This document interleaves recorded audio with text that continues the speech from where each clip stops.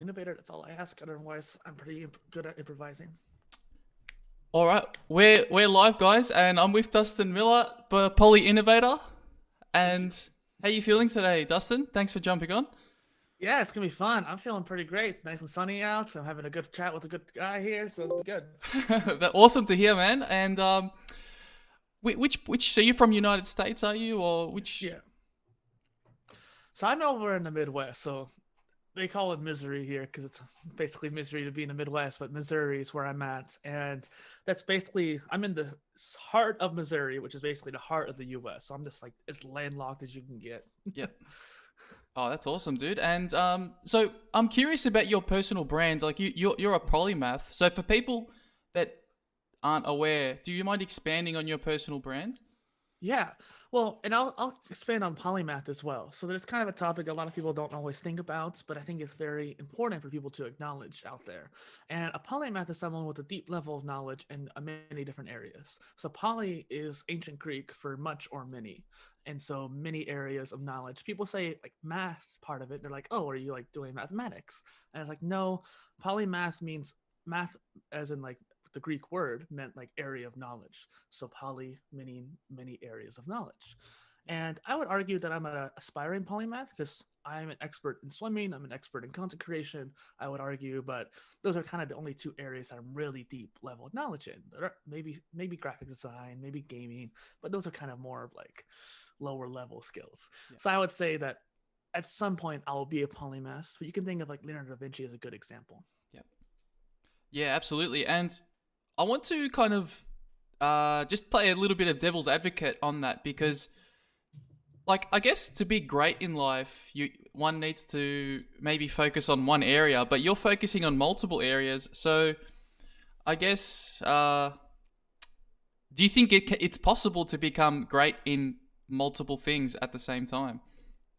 Well, and that's the thing. A lot of people think that it's a impossible task, but if you think about it, specialists, if you want to call them that, like let's say you're with a company for 40 years, you're not going to be doing the same job for most people at least for 40 years. You're going to be doing entry level, then middle level, then you're going to pivot to a horizontal position maybe, then Yep. maybe get if you're lucky C-level. Each of those different jobs in that career are different knowledge areas, different skill sets, different actual needs for knowledge that you need to know. So you end up becoming a polymath purely based off of your lifespan of work.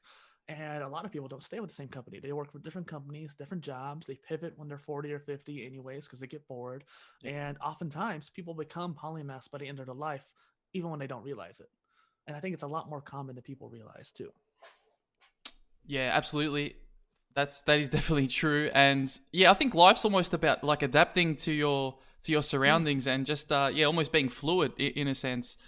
Um, which I mean, speaking of fluid, we're speaking of yeah. water. We're speaking of you're a swimming coach, right? Like Yeah. that's something awesome. I actually read some of your blog, and you're speaking about Thank you. how yeah about how to hold the breath. Like you know, Yeah. us normal mortals, we're not even holding the breath properly. Like Yeah. what's going on with that? Like Yeah, no. So people don't breathe right. Like okay, I'll just straight up say that people in general don't breathe right. I mean, even outside the water too. A lot of people either get too tight in the breath, they don't breathe well, they don't exhale. I mean, not excel. I actually had a coworker once who literally was always so anxious that she actually held her breath constantly, and she had to get an oxygen supplement just because she wasn't breathing enough normally. And so I just think that in general, people need to probably breathe more often, yeah, nice and slow, relax our bodies. But in general, too, in the pool, we don't have gills. We can't breathe underwater. People know that, but they don't realize it in the moment. And so when you are starting to exert yourself in the pool, you're often swimming so fast or even slow, but you're doing it for a long enough period of time that the carbon dioxide starts to build up in your body. Your muscle starts to tense, your brain starts to get a little foggy, your veins start to get a little dilated. And it's interesting too because it doesn't have to be that way. If you were to just release your air underwater, no less, you can release your air, your body will feel better, your brain will start to relax. It's not the need of breathing in that causes you to feel that way. It's the need to breathe out. And like I said, we can't breathe in underwater. We don't have gills, but we can breathe out and force the air out through the water. So it's something yeah, we can do. absolutely. And I guess So how did you? So how did you? So talk me through your experience getting into swimming. So I'm Mhm. assuming that it would have been something at an early age that you got into that, or Yeah. yeah, Well, and it leads into polymathy as well. So okay, basically, what happened was I was never a good at fitness growing up, and I realized I was required to take a PE credit, but I always loved the pool. Like even when at a young age, I loved being in the pool. I'd spend 4 hours in the pool and still want to keep going. yeah, So even though I wasn't very active, that was the one thing that I would do very well. I never did swim team. Ironically, I should have probably done it, but I never did. But I took swimming for fitness at my high school, and they pushed you, like the teacher just made you swim even if you were dying. And that's sometimes a decent way to do it, especially for little lazy kids like me who didn't want to do it. And so you got forced into getting stronger strength. And sometimes when you're starting out with exercise, that's a great way to do it, because sometimes you just need to be pushed. yeah, And so I got pushed into strength, and at the end of the year she told us about open lifeguard positions. They're always looking for lifeguards. She gave us flyers. We knew how to swim, so we could do it. And so I decided to go with that. I actually almost didn't become one. I had to do it. Like I literally got the training the last day I could sign up for it, which was funny. But I yeah, became a lifeguard. I became a swim instructor. I became a pool manager, a waterbrooks instructor, a personal trainer, fitness attendant, water boot camp instructor, everything I could basically. wow, So that's why I thought it led into polymathy pretty well. Because pretty quickly I realized that I don't like doing just one thing. I want to delve into all these different areas, and I did well with most of them too. And that's what really got me into teaching it. I started doing it as a lifeguard. Then I saw the instructors and I was like, I want to do that. And so I did.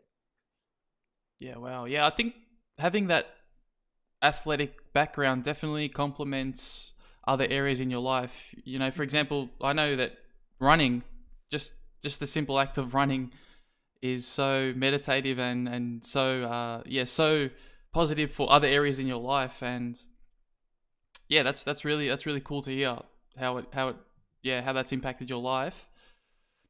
So I guess returning full circle, we're going. I'm curious to touch back into your brand, the PolyInnovator, Mm-hmm. and so you've got a podcast, you've got a website.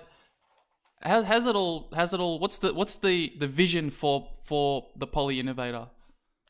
So PolyInnovator is my personal brand. I created it as a foundation for all the different careers that I want to have in life. So you're talking about, like, how do we go about doing that? Well, I would say in general, there's two approaches to becoming a polymath. You can either do one thing, then switch to the other, then switch to the other, then switch to the other, or you can do everything at once, like a jack of all trades.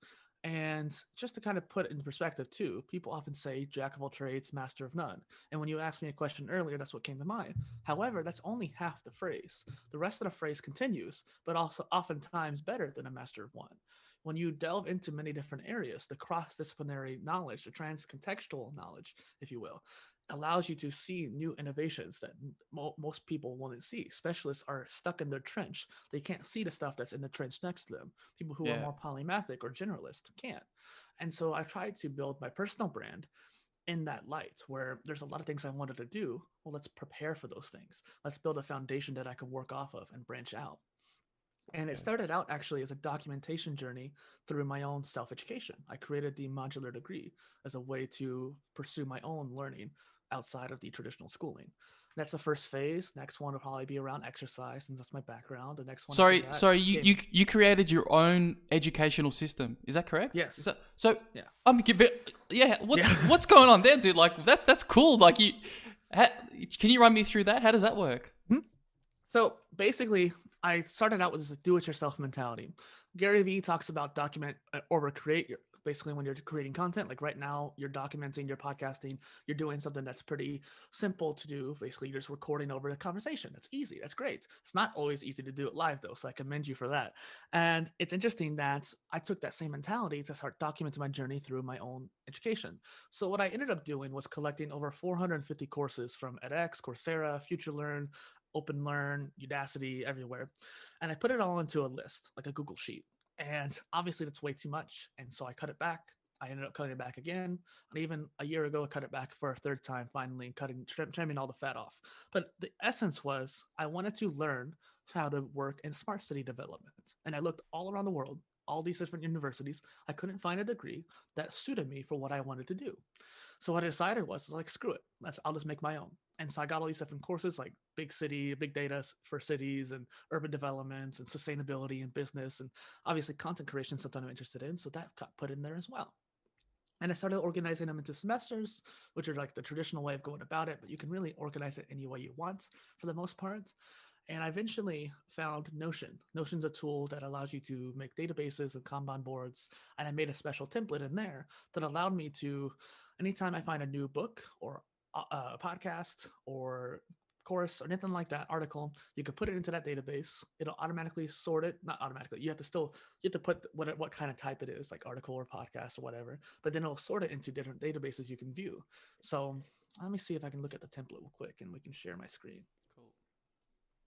Because it's interesting, because I wanted to create a system that allowed me to pursue my own self-development and self-education.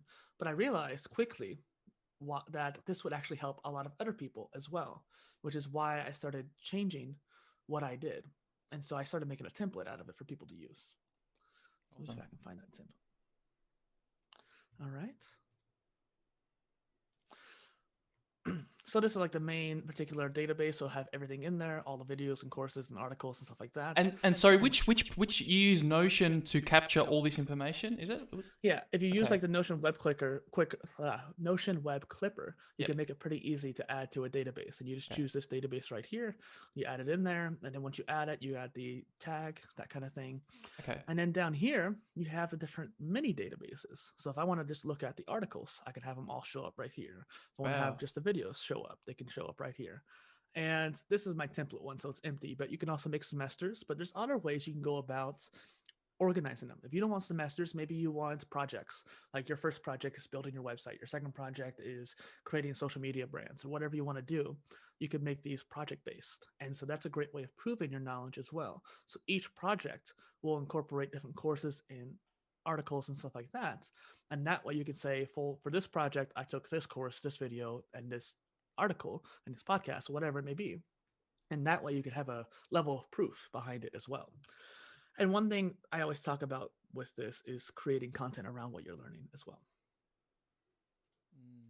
Wow, I hope that explains it. Thanks for sharing that. That's yeah, dude. Like, you're an inspiration, man. Like, I feed off people like you. I feed off positive energy like you because, like, you're from I haven't met you before, but just your appetite for knowledge, your appetite to grow is just commendable, dude. Like, I love it. Like, you know, it's, and I feel like I'm not, you know, I know that you follow Gary Vee and he's always about content, and you give me that impression because your website, you're always constantly updating it. It's just, you must have in your brain, you must have like a speed demon or something in there. Like, I don't know how to explain it, dude. It's just, and to me, I feel like I'm going too slow. Like, I was giving myself crap this week because I was like, I'm not making enough progress.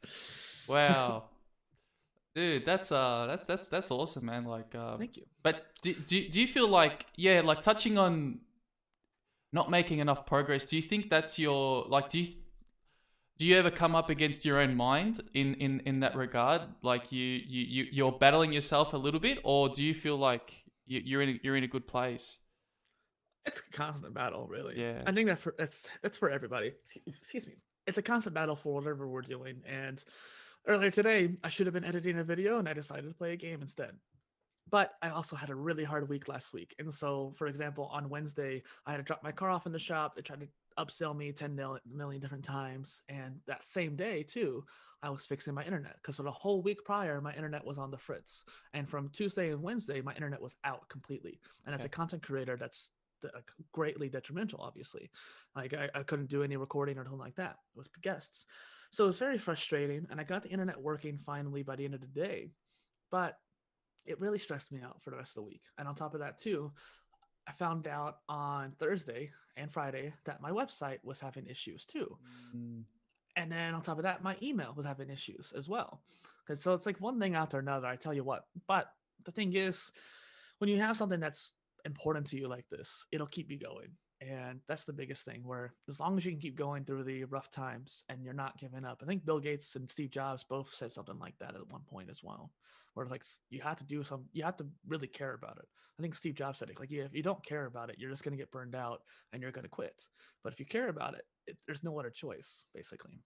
Yeah, I mean, touching on that point, how do you stay motivated? Because in the online world, sometimes it can be a little bit lonely, and I've definitely felt that as well. You sometimes you feel like you're screaming from the rooftops, but no one's really listening to you at some point, you know. So Yeah, I guess how do it takes you time. takes time? Yeah, yeah, That's the yeah, thing. Like I've learned from many of the greatest people out there. Like I said, I took a lot of courses, and a lot of them were YouTube Secrets by Sean Cannell and Gary Vee's slide deck on creating content, and all these different aspects to learning. And I've read pretty much every social media management tool blog out there when it came to like their knowledge on sharing stuff. And it's interesting how over time the patterns start to become more clear.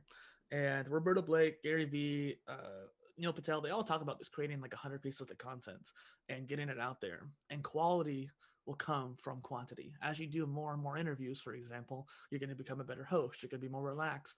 Live streams are one of the few things I still get a little nervous on, but I'm not nervous today. I think it's just because I'm finally getting to the point now with live streams that I don't mind. If I make a mistake, people can laugh. Okay, we're good. We'll move yeah. along. But with like pre-recording, I could always edit things out too. But I've done basically 85 interviews on my show now at this point. Wow. And I definitely got better over that time. And I started out pretty well, I think. I prepared myself pretty well. And I already had my show before I started doing interviews. So I was already used to having a audio cast. And so it's interesting. Like I think practice makes perfect. And then it makes it easier too. You'll be patient because you'll be like, okay, I'm finally getting progress. Yeah, right. Yeah, I'm interested in those people like Gary Vee, those hustle mentality, and I think I'm going to say something a little bit against that grain. And I think, that hustle mentality, my mindset used to be surrounded by that hustle mentality, but now Mm-hmm. I'm moving more to a meditative state. Because I deeply believe in meditation. I'm a massive advocate for that. And yeah, I think, I don't know how good it is to continually be working. I don't know how good it is for the mind and body to continuously be in a state of restlessness. I'm not sure because Mm-hmm. I know for some, yeah. Sorry, what were you gonna say? Were you gonna jump in It's there? not healthy. It's not Yeah, it's healthy. not Yeah, healthy. But Gary Vee is not doing it 24/7. He takes breaks anytime there's a Jets game. He sleeps in on the weekends like for 9 hours, 10 hours. He will take breaks when he needs to, and he also has a team behind him too. So like he can hustle, hustle, hustle, and not get as much sleep because he knows his team can help back him up when he needs it. So when you're more solo, it's harder, I think. But as you grow and grow, it'll get a little bit easier too, and you start to refine your systems. Like I made my dashboard in Notion to help systematize my work. yeah, And that helped alleviate tons of pressure. And I also simplified how many tools I used, which also can help with pressure too. yeah.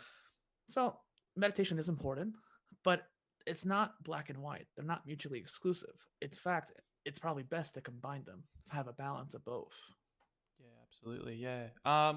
Yeah. Gary Vee's an interesting dude because I know that his claim to fame was he's kind of the the early adopter of all these technologies. Like I know in YouTube he was making one video a day on his wine library. Yeah. These crazy Yeah. things. But he was the true innovator, and I think. Mm-hmm. For there to be another Gary Vee is very rare. Like you see these other social media gurus crop up, but I think Gary Vee is the OG. He is the path blazer in that sense. Well, and it's interesting too because I don't want to say I'm the next Gary Vee, but I feel like some of the things I'm doing, no one else is doing. So, like, there's blockchain social networks that no one else is on just yet. Well, at the very least, it's very few. Like, there's a library, LBRY or DTube, which both are alternatives to YouTube. There is Gab and Mastodon, which are alternatives to Twitter.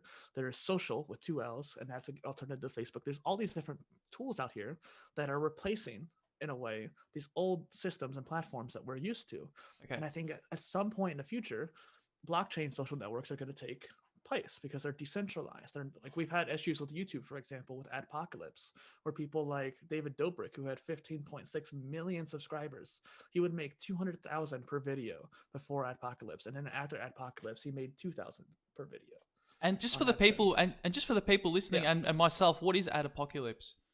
So basically, there was a ton of issues when it came to like what advertisers wanted to be associated with, like what videos their ads would be on YouTube. So when you see one of those ads before your video, at least if you don't have ad block like me, but if you see like one of those ads, then a lot of the time whatever the video's next isn't necessarily associated with it. And sometimes there'll be some videos that are a little bit more graphic or not children friendly. And whenever YouTube started cracking down on children friendly content, they wanted to make sure that kids don't see stuff that they probably shouldn't. Advertisers kind of did like a big exodus. And so tons of advertisers left the platform because of all these non-children friendly content because they didn't want to get in trouble with the DMCA and that kind of stuff. Okay. Wow. Yeah, Yeah. there's That's a whole nother it's a tangent whole though. nother tangent. Yeah. But I want you to take me back to the blockchain because Yeah. I think I mean it's not just for investing. Like I mean all I know is from purely from the investment sense but I mean I'm a noob. I'm a pretty newbie in that area. But I'm I'm not even an expert, but I try to learn enough to understand the technology a little bit and the way that security works, the way that the decentralization works. So it's no longer just one authority; it's a whole group of people coming together. That's more democratic, and I think a lot of platforms are going to go that way in the future. The mm, only reason why I brought it up is that it's a matter of being a first mover. Like Clubhouse is an app that's really popping right now, but it wasn't the first one. Last summer, there was an app called Voice Hub, and I was a part of that. Like I was part of their beta, and it was almost exact same, if not a little bit better, because they have an Android app too, and it was a live like podcast kind of platform where you could have panels and talks and stuff like that, and you could record it much more easily than you can with Clubhouse. Yeah, Clubhouse got popped off really well. A lot of people picked it up quickly, but Twitter Spaces is now coming out, and if you can be these first mover advantages on these platforms, then that's what's going to help you really not only gain the skills but also gain following and that kind of thing.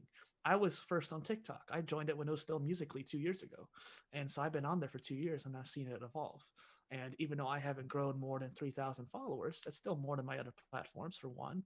But on top of that, I know how these platforms work. And now that YouTube, Instagram, and even some other platforms as well are now copying that stories, not stories, but like the TikTok kind of video features. mm, Now I have the skills to apply to these other areas. And that's something that Gary Vee talks about too. wow. Okay, so just a bit of a live case example. So I'm currently just on YouTube. I feel like I'm a caveman. I feel like I'm really behind the times here. Uh, like I'm trying to grow my following on YouTube, and I'm trying to do all the right things: SEO, video optimization. But it's interesting because you're talking about being the early adopter, and Mm-hmm. would you recommend switching to a different platform just to kind of build that audience base, or? Switching to a different platform, I would say, is something you'd have to be wholeheartedly agree on. Like PewDiePie to stop streaming on Twitch and stuff like that and switch to DLive, which is a decentralized alternative to Twitch. And now he's exclusive on there, partially because he didn't like the rules that they kept pushing. And now we're seeing those rules kind of come into play now in bad ways. But when it comes to building up your presence, I believe more on an omni-channel approach.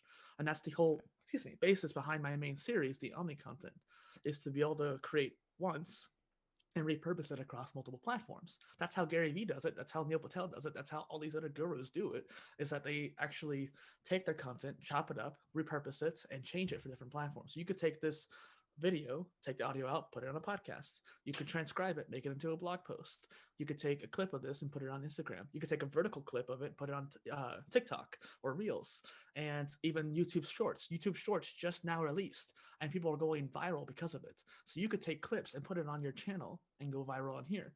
I'm looking at your channel right now, actually. I pulled it up. And you Oh, have cool. it set up well. You have your podcast right there. You have different playlists set up there. I'm not sure if it's because it's live, the live video is taking place, but there's also the idea of having a featured video. You seem to have it filled out when it comes to different playlists and stuff like that. So you could always fill out the about page more. But regardless, you have it set up as much as you can.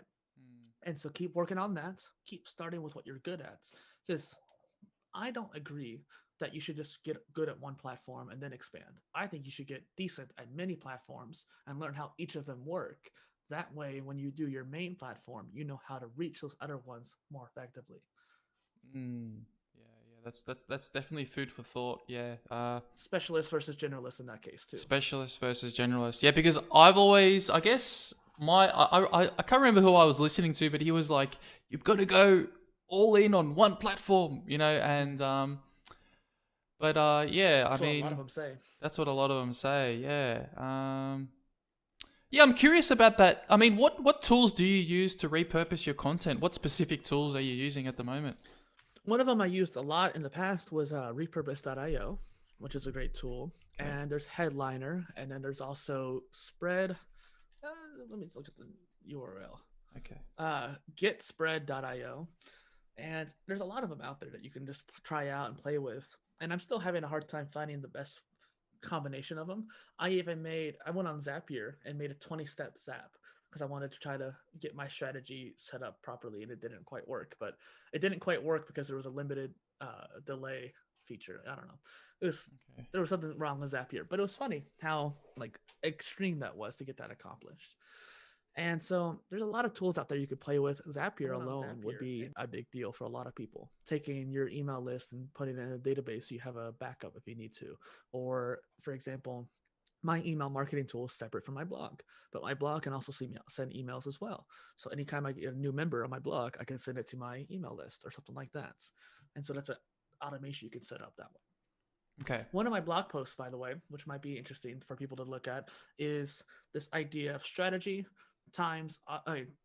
plus automation times your execution equals success. That is the equation that I've seen over the years. And I developed a strategy. I can do the execution, but I failed at finding the right automations at times.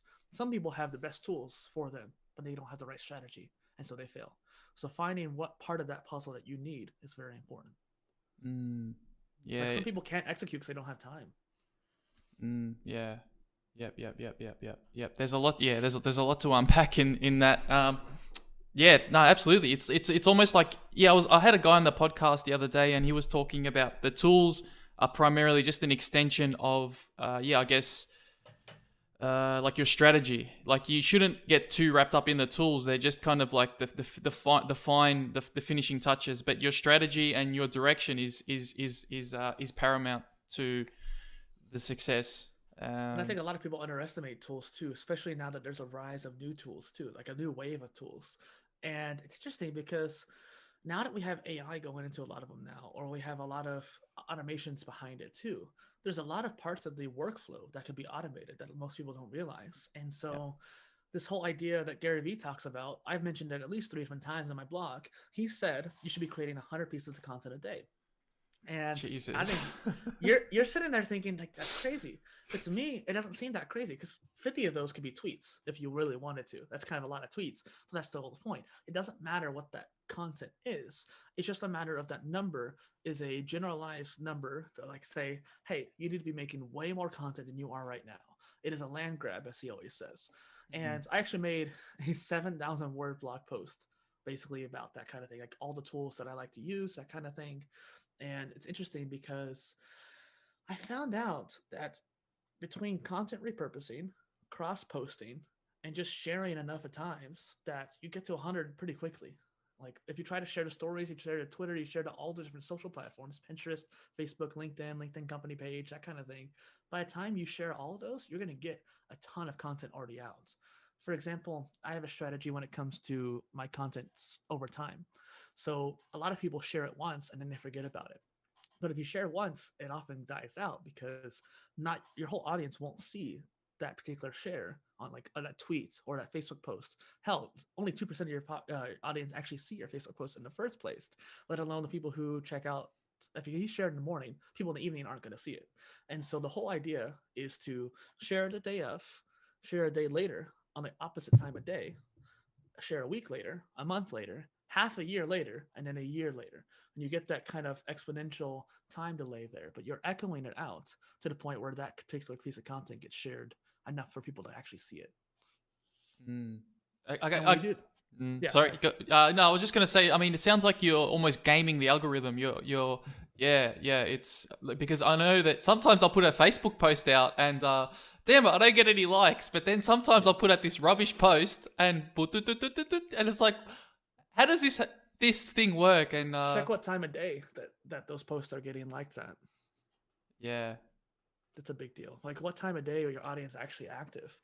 And on top of that too, it's interesting because if you're doing that's 6 posts right there. Day of, day later, week later, that's 6 posts. If you're doing that across all the different platforms, you have Facebook, Twitter, LinkedIn Company, Pinterest, and I don't count Instagram because Instagram you don't want to do too much with that. That's 5 platforms right there. 5 times 6, you get what, 35? And so wait, is that right? Yeah, 30. Yeah, 30. You get 30. Wow, people are gonna make fun of me for the math in the comments. But you get 30 posts right off of that, right off the bat. Now, for example, my Omni content, I make a blog post, I turn that into a video, I take the audio out, and turn it into a polycast because I don't call my audio podcasts, and I can tell you why later if you want. But I have 3 different content pillars that way, right? So you have 30 posts per content pillar. So that's already 90 posts right then and there. And all you're doing is sharing. You're not even creating clips. You're not even creating quote images. All of those can come after that too, if you really want. Wow, my mind is blown at the moment. Yeah. So creating 100 pieces of content is not that hard as long as you know the strategies and have the tools to do it. Like I've had a hard time finding a tool that can delay my content out like that.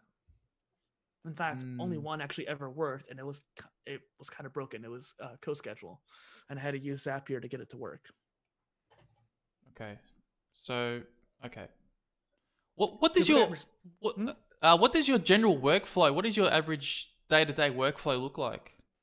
Well, and that's the interesting thing too is I have a lot of content already, and so what I've been working on this year so far is actually just revamping my old posts. So I had around 4 different blogs on different sites and stuff like that. I had one on a blockchain blog, for example. I had one on Medium. I had one on my old WordPress site, and then I had some documentation on my WordPress site that I counted as a separate blog. And so I had all these different places that I was at, and I started blogging back in 2012. Like I wasn't a first mover, but I was definitely early on. And I revamped my posts over the years as I moved them. But I had all these different posts scattered about. So people didn't realize how long I'd actually been in the space. And I also felt like I don't really want to be on Medium anymore. It's kind of a scummy place now at this point from the company's position. And so I decided, okay, let's move everything to a new site. I built that new site late last year, had a hard time with it, but I got it out and it's brilliant. I love the new site. It's actually broken at this particular moment because my host jacked up. But Yeah. hopefully over the weekend I'll be able to get it fixed. And so or today or tomorrow, I mean. But it's cool because I managed to move all 180 of those blog posts that I had already on there. And I've been revamping them and I've been writing new ones too over time. And then what I'm going to be doing too is I've been releasing my Polycast interviews that I've been doing as well. I do that twice a week now. And then I also have my main series, the Omni content that I've been putting out for far too long that I'm going to be bringing back here soon. Wow, that's Because that. those interviews took up a lot of my time. Wow, that's a lot to digest. And touching back on your point previously, you mentioned Mhm. why you don't call them podcasts. What was the idea behind that? First and foremost, I hate Apple products. And podcasts are known as podcasts instead of like audiocasts or something like that because they got popularized by the iPod back in like the mid 2000s. Mm, And so people call it podcasts. Plus, it just doesn't seem to describe what my show very well as it is. So polycast is more apt because poly meaning much or many. I have many topics. I don't focus on just one niche per se. I have many different people that I come on my show, my interviews, and I have many different series. So I have a short form series that's 3 to 9 minutes long where I share ideas and rants and updates, stuff like that. I have 2 medium series, which one of them is the Omni content I mentioned earlier. The other one's just regular polycasts that I do as like finales or like intro ones for the season. And then and those are usually 15 to 30 minutes long. And then I have my interviews, which are usually an hour or 2 hours long. And so I have 3 different formats and so many different series, if you will. So poly makes more of sense in that case. okay. And I guess kind of switching topics a little bit, and this is going to be a bit of a curveball. I mean, what do you like to do outside of creating content? What's your main hobbies? I don't have a life. No, but I did teach myself how to sing by going to karaoke pretty religiously. And now that the pandemic's hit, it's kind of hard to do that, obviously. But and I stopped going once I learned how to sing really well. But I went there like 4 nights a week, and that was a big hobby of mine. And then actually, this is technically content creation, but a hobby of mine is pixel art, where I create sprites for video games or maps and stuff like that. And it's a nice way of getting the creative juices flowing.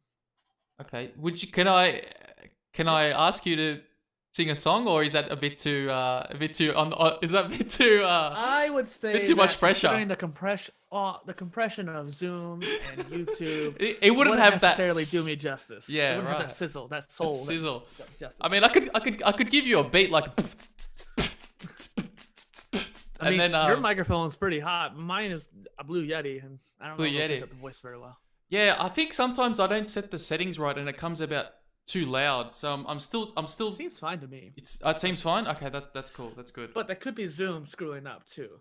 Zoom likes to mess with the audio a little bit so that it sounds fine to us, but then the recording comes out and like our audios are like this. I had to Yes. spend 6 hours one day editing a video because it ended up being like that. Oh. Yes. Absolutely. Yeah. And I'm kind of getting the, I don't know, the purple light at the background. I don't know what your thoughts are on that. I'm trying to kind of give a cool vibe, So hopefully I'm doing well on that end. So Well, I would. Is that RGB bulb? it's Philips something or Hue? other. Hue. Yeah. Yes. Hue. Yeah, so it's RGB. You have a red on your YouTube channel. It may be better to use that red, that kind of pinkish red, on your background because that way it'll match your channel as well. Right. Okay. Noted. Okay. And then beyond that, what else do you have for me? Beyond that, Yeah. I have plenty more time and plenty more things to talk about. So I just figured nah, it's I'm trying to keep up with your pace because you I know that I feel like you're an omni content person and you've got multiple things going on at once. So all right, this is where the questions come in. All right, I want to switch to another topic, philosophy. yeah. Philosophy. Okay. We're gonna go down the rabbit hole. I want to go down really deep down the rabbit hole. Is that The Tao of Physics. the oh my god, the Tower of Physics. I love it. Give us what does that book mean to you? What is that book? Well, I only brought it up because it's one of the most philosophical books I've ever read. And that's because it's the balance between science and philosophy. And that's the whole point, the Tao of Physics, the way of physics, so to speak. And it's interesting because my personal principle in life, I guess you could say my main philosophy in life is balance and trying to achieve balance. So, like we talked about earlier, not hustling too hard, but also make sure you rest enough too to compensate.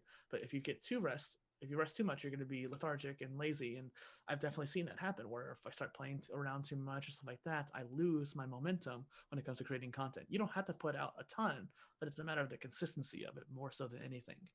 And so the idea of balance between science and philosophy has always fascinated me, and that particular book exemplifies it well. Okay. And actually, I had a question on. Can you expand on the four pillars philosophy? Yeah. So I actually almost brought this up when you mentioned meditation earlier. So once again, it came down to balance. And ironically, I created my PolyInnovation system as a way to help people grow. And the modular degree that I mentioned earlier and the four pillars are part of that system. Okay. And the interesting thing was when you do the four pillars in your life, when you try to figure out what those are, they're just the four major areas of your life: your mind, your body, spirit, and emotions. Meditation actually helps for at least three of those pillars as well. I'm not sure if it physically impacts you too much, but it probably will relax your body and cool yourself down. So it probably has a physical aspect as well. But how you approach the growth in those four areas? Well, most people find one pillar and excel at it. So, like you said, the specialist kind of thing, and then they build out from there. And it's interesting. For me, it started out with body. Like when I was young, I had very little fitness expertise, but I took swimming when I was 16 and I became a lifeguard basically 2 weeks before my 17th birthday. And then pursued that physical path. And I became a personal trainer and a fitness instructor and a waterworks instructor, all these different fitness areas. So my main pillar has always been body. But some people I know, maybe you're one of these people, are more spiritually based. You've had a rough life or something like that, or perhaps you've had a very intricate spiritual journey. And so the spirit pillar is your main goal or your main pillar, so to speak. And I've thought about that where people view the other pillars from the viewpoint of their main one. So when I approach the body or the mind pillar, for example, I think of it in a way like, how can I get my physical, All good. physical brain stronger? Okay. I turned off the sound, but I guess for some reason it didn't stay off. But it's interesting because the four pillars is just all about balancing just different areas of your life. Mm. How can one do so? What's a practical? How does one balance? Well, which particular pillar would you want to balance? Let's say that I want to balance all four. Mm-hmm. How does one do so? One at a time, for One the at a most part. time. Now, when you build up one pillar, you gotta think of it kind of like building yourself up as well. When you build up one pillar, like if you focus on your body pillar, for example, you start exercising. Well, exercise, there's a mind-body connection. The endorphins that you get from exercise boost your mental state. You actually become happier, which also impacts your emotions as well. Mm. And the exercise actually makes your brain more efficient too. Running, as you were talking about earlier, you also get the runner's high, which is that state of flow, so to speak. And in the state of flow, emotional intelligence, and all these different areas can help you spiritually as well. Because once you find that grit, that soul that you need in order to push yourself, like there was one day I did 300 push-ups in one workout. It Wow. wasn't straight in a row, but I did 300 in basically 45 minutes or so, something like that. And it was one of those things where it was the hardest thing I had to do in the gym. But I got to 240 and my arms were numb from the lactic acid. Physically speaking, my body was done. Like I had no more energy left to do it. But I had the mental dedication, like I'm not going to leave until I do this. I had that locked in stone.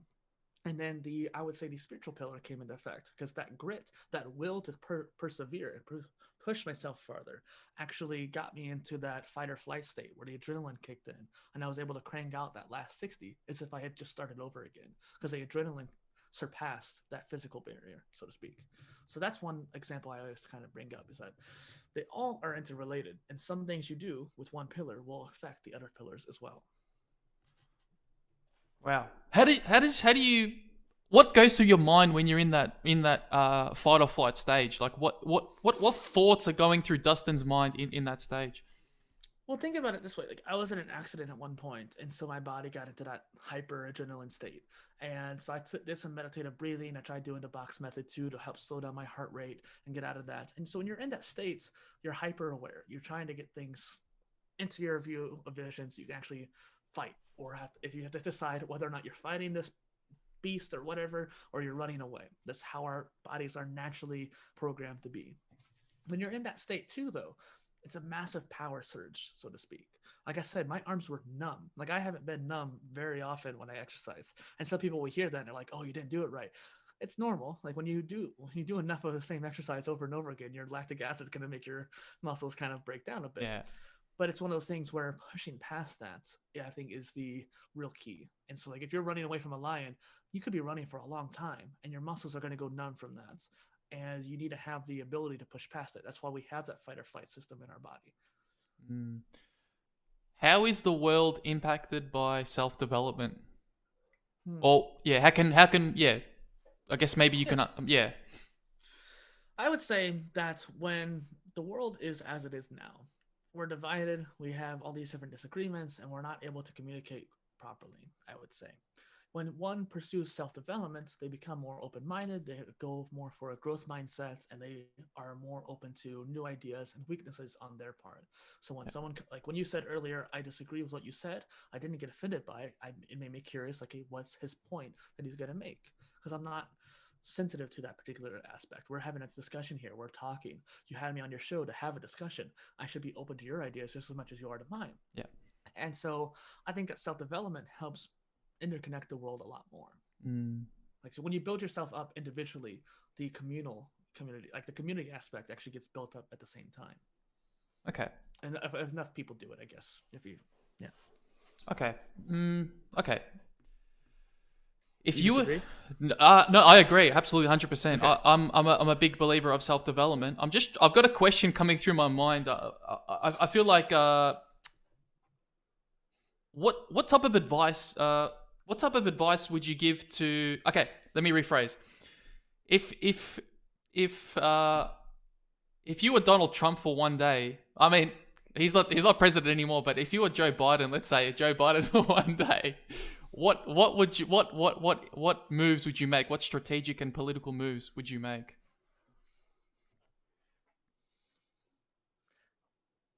I'm trying to think. Hold on. It's a big question. Take as much time as you need. I would make everybody do their own training at home. They would start their meditation. And I don't know. Like I think meditation would be the best way to go about it. Like, what about like a global meditation program? I know that it's common in Eastern countries, India, and all these Well, let me things. say this. Actually, I just came up with the idea. Like, that's the point behind the modular degree. I created that system in order to modernize the way we approach education online. Because there's all these different resources. How do we actually use them? People like you and me might go read articles for fun or go improve ourselves, but not everyone's going to do that just yet. Not everyone even realizes it's an opportunity. And when you have a system that's built around actually bringing all that stuff in and collecting it and then somehow organize it into a path for you to take, either self-curated or down the line maybe through AI, that allows for a unique approach to your own learning. And I think that's very important because we have places around the world that need improved education. And if we were to try to do it the traditional way, not only would it cost too much, but we might not even be able to get it to work in those systems. Like certain schools in Africa, for example, have not worked very well because they were trying to emulate the West. But in that particular region, it might not have worked for what they needed. They might have been learning stuff they didn't even need to know, too. That's the one thing about the modular degree is choice. Like if I don't like what I'm learning and I know that it's not really going to be that important to me in the future, then you could stop. You're not forced to take that particular thing. There's a certain point of grit, I think, as well. People quit too soon a lot of the time. But there's also a point of being forced into something. So if I was president, I would try to incorporate a modern way of learning. Okay, modern way of learning. Okay, yep, right. Okay, Yeah, that's yeah. easy. I guess yeah. I guess it's a lot of pressure to be president, President and for a yeah, day. for a day. It's yeah. It's I had a question, but it kind of disappeared. Now Oh, I'm just sorry. trying to think. No. It's um. What was I going to say? It was about yeah. I mean, I want to kind of shift gears. I want to shift to another gear. I don't even know what gear I'm in at the moment, but love life. Okay. Uh, how's your love life going, man? Like, I'm just curious to hear that because Well, we're still under quarantine here. I guess this person will never see this video. So there's actually a girl in my neighborhood who I think is you very never cute, know. and I would probably yeah, I never know. I never know, but uh, and so I've tried talking to her a little bit. She has a really awesome dog that I really love as well. And so that's probably the closest thing I would have to a love life is a crush. But I've also just been focusing too much on PolyInnovator. Like I don't have time for a love life. I want to get started on that content and keep creating it. I have a lot on my backlog that I want to create. Yeah, Like over 700 ideas in my database, literally. yeah. Yeah, absolutely. It's like a way off effect. It's do you can either pursue the relationship and that down that route, or you can pursue the self development road. I feel like you can do both at the same time, but I feel like if I you think this is more career based though. Like the PolyInnovator is more for what I'm going to do in the future, and so it's more pursuing my career than it is development at this point. Because I've already pursued my development for the past like 8 years, so I feel like there's plenty more for me to grow, but it's become more of a not as important priority, and despite the fact that my whole ethos is learning too. how old are you, if you don't mind me asking? I'll turn 26 this month. Not this month, this year. I mean, Okay, because basically since high school, I pursued self growth. that's awesome, dude. Like, yeah, because it does take. I spoke to another guy on the podcast, and he was of this idea. It's like bringing back to Japanese roots, and Okay. he was saying it's like it takes like at least 10,000 hours to that's like the old saying 10,000 hours to master or to become proficient in anything. So I disagree. And disagree. the reason why I disagree because the person who coined the 10,000 hours, Malcolm Gladwell, disagrees. He's the one that coined it, but he got proven not wrong, but proven differently. So there's a book called Range by David Epstein that talks about why generalists succeed in a specialized world. And we are talking about generalists versus specialists earlier. And the idea about 10,000 hours is an average. It could take 12,000 hours if you're working on something even harder or you're not doing very good practice. And if you're doing very deliberate practice with a coach and you have the most specialized program you can do to learn that particular knowledge set, it can take little as 8 hours, 8,000 hours, which is still a lot, but that's significantly less than 10,000. Like people don't necessarily know how long that takes, but that's at least like 1,000 hours a year at the very least, if not a little bit more. And it's one of those things too, where when you have that trans-contextual thinking that I mentioned earlier that Polymath and Generalists use, then you actually can learn things more quickly. You can translate your knowledge from one area to another. So for example, I have this 3 simple steps of swimming. Like you kick your legs straight, you put your face down, you get your arms out of the water. That's a basic sense of that, right?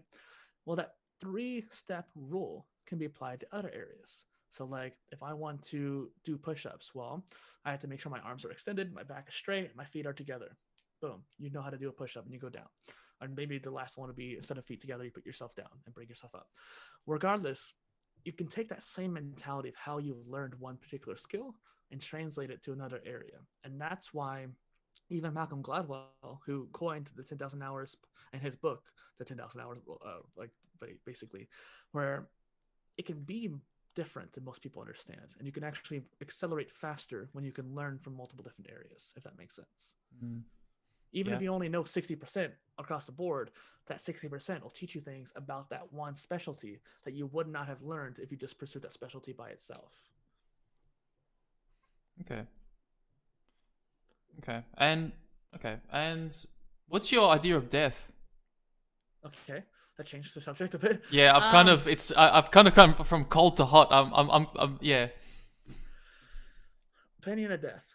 It's one of those things that's bound to happen. Hopefully, you can avoid it as much as possible. And when it comes to the afterlife, which is what I presume you would probably ask me next, I think that everyone's religion has a different purpose, but there's also this idea behind sometimes just nothing happens. Maybe that your brain just shuts down. There could be a spiritual plane. I don't know. I don't really have a particular preference because I'm focused on the life that I'm living now. Yeah, right. And do you believe in God?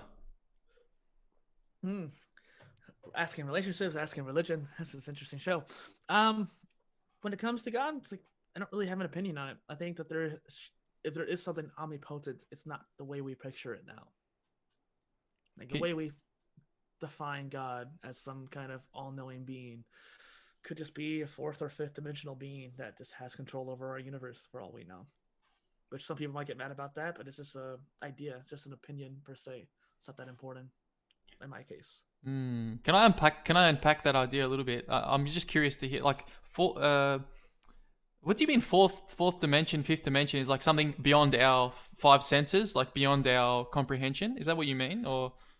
Well, if you look at a lot of the deep science and astrophysics and stuff like that, and quantum physics, quantum mechanics, there's a lot of aspects behind how certain particles work that don't really get explained in our traditional understanding of gravitational pull and physics in general. And some people believe that the 4th dimension is just time, where space-time is just the combination of 3D and 4D. But there's also certain aspects behind how advanced quantum mechanics works and astrophysics works that can't really be explained with our current viewing or understanding. So dark matter or dark energy, for example, are stuff that we can't really see, we can't even tell that it's there, besides just the fact that our galaxy is way, way more than they actually seem to be. Like we can only see 5% of the matter of the universe. 95% of it's dark matter or dark energy. And we have no idea what the rest of it is. And so it's interesting. I don't know if 5% is the right thing. I think 5% is. But what it could be is basically matter on a higher dimensional plane, which is impacting our 3rd dimensional plane by just being there and existing. And the only way it shows in our particular view is because it's just being affected by gravity, but that's it. We can't actually physically see it or touch it. But that's just my limited understanding of astrophysics. So, Thanks for that. And flat Earth or global Earth? Oh, well, definitely globe. Makes sense. You gotta get, yeah. That one I'm drawing a line of. I don't like conspiracy theories. I entertain the whole idea of Agartha or some like lizard people, stuff like that. I'll entertain the idea for a little bit, but flat Earth, no. Oh goodness, you are gonna get a lot of flat earthers coming for you, because that's exactly what happened to me when I interviewed some flat Earth. I didn't realize that there is actually a legitimate movement on the internet that people really adopt this idea. And look, I respect everybody and I respect your opinion, but look, I think I don't know, man. Like the science checks the out. Science is just a little bit too overwhelming, and I think that the whole notion of flat Earth is it's a conspiracy against NASA, all these governmental bodies, it's always disbelieving what they're saying. I don't know. It's like, I think that's the core of most conspiracy theories, is that it's the government's Anti-government. anti-government. Yeah, that's right. Yeah, anti-government. Aliens or no aliens?